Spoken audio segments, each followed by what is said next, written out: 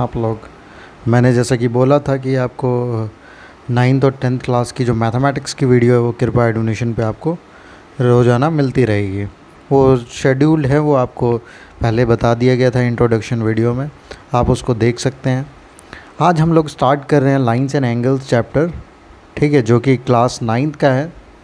Chapter का नाम है लाइंस एंड एंगल्स और ये ज्योमेट्री का फर्स्ट चैप्टर है जो कि काफ़ी ज़्यादा इम्पॉर्टेंट है। किस हिसाब से? क्योंकि ये 10th क्लास में जब आप ज्योमेट्रीज पढ़ोगे तो उसमें बहुत ज़्यादा इम्पॉर्टेंस रखता है, क्योंकि इसमें कई प्रॉपर्टीज़ हैं, कई थ्योरम्स हैं जो कि आपके एप्लीकेबल है इस चैप्टर में। तो हम उसी चीज़ को डिस्कस करेंगे आज और अच्छे से बिल्कुल पढ़ेंगे, बिल्कुल भी ऐसा नहीं कि टाइम पास की तरह पढ़ लिया, ठीक है। और आपको इस थ्योरम से ही समझ में आ जाएगा कि कैसी क्लासेस हमारी चलेंगी आगे क्लास, ठीक है। इसमें थ्योरम है 6.1। देखो, if two lines intersect each other, अगर दो लाइंस एक दूसरे में इंटरसेक्ट करती हैं तो जो उनका वर्टिकल अपोजिट एंगल्स होता है वो आपस में इक्वल होता है, ठीक है। मतलब कि कहने का मतलब ये है कि अगर हमारे पास दो लाइन है, ठीक है, हम दो लाइन ले लेते हैं। एक लाइन हमने ले लिया ए बी, दूसरा लाइन हमने ले लिया, एक सेकंड में इसको, दूसरा लाइन हमने ले लिया सी डी, और ये दोनों आपस में इंटरसेक्ट कर रही हैं कहाँ पर? ओ पॉइंट पे। जो इंटरसेक्टिंग पॉइंट है वो कहाँ है? ए, मतलब कि ए बी और सी डी जो इंटरसेक्ट कर रही है ओ पे। तो हम यहाँ लिख देंगे lines A B and C D are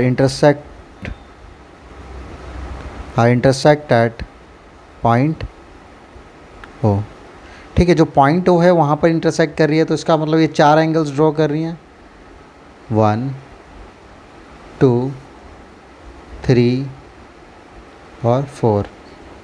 तो यहाँ पर 4 एंगल्स बन गए, जो कि एक एंगल 1, एंगल 2, एंगल 3 और एंगल 4।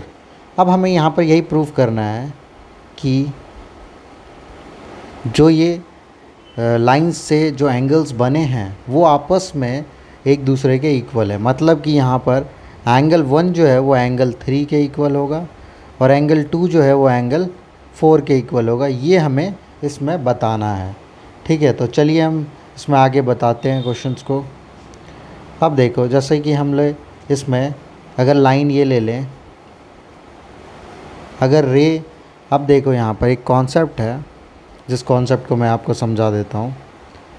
जब भी कोई लाइन होती है, ठीक है, उसके ऊपर अगर एक रे ड्रॉ है, रे क्या होता है? जिसका एक सोर्स होता है जहाँ से वो ओरिजिन हो रहा है, ठीक है। ये पॉइंट ओ है और ये पॉइंट ए है। तो हम ये कह सकते हैं कि ओ ए जो है वो क्या है? रे है। और कहाँ पर है?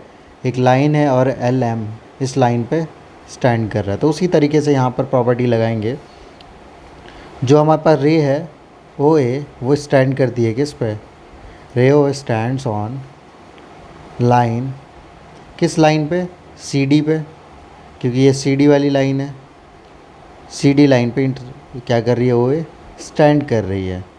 अब जैसे ही ओ ए स्टैंड कर रही है लाइन पे, तो हम ये कह सकते हैं कि एंगल 1 प्लस एंगल 4, मतलब कि ये वाला एंगल और ये वाला एंगल प्लस अगर करते हैं तो 180 आता है सम, क्योंकि हमारे पास जो सी डी है वो स्ट्रेट लाइन है और ये रीज़न क्या लिखते हैं हम लोग? Linear pair.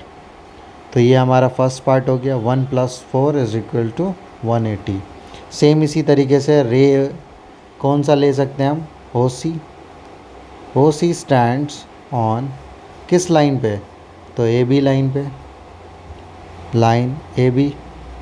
और ए बी लाइन पे जब इंटरसेक्ट कर रहा है, जैसे ए बी लाइन पे स्टैंड कर रहा है कौन? ओ सी, तो हम ये कह सकते हैं कि एंगल 1 प्लस एंगल 2 = 180।